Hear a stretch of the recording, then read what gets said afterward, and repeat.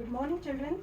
Children, yesterday we did the first part of this lesson in which I told you about carbohydrates, which are energy-giving foods, proteins, which help in the growth and repair of the damage in the body. Like when you get hurt, what happens? You don't go to the doctor each time. You just put some Dettol, and after a few days, you see a brown scab.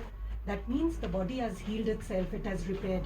And then fats, which the body needs in small quantities. After this, we have vitamins and minerals. These protect the body from diseases and keeps us fit and healthy. These foods that contain vitamins and minerals are called protective foods. Now we have vitamin A, B, C, D, E and K, and in minerals we have calcium, potassium, iodine, iron, manganese. These are some of the minerals required by the body.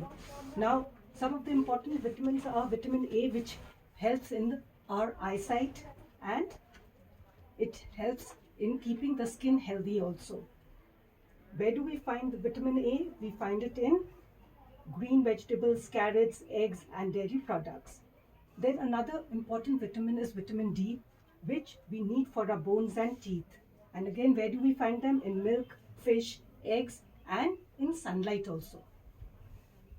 Besides this, the most important mineral that we need is calcium, which is needed for the formation of our bones and our teeth. And where do we find them? In milk, curd, cheese, all the dairy products.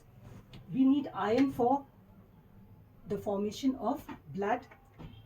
And where do we find iron? These days we find so many greeny leafy vegetables. These are very good for as a source of iron. And besides this, carrots, apples, these are the source of iron, as well as calcium also, vitamins also we get in these vegetables and fruits.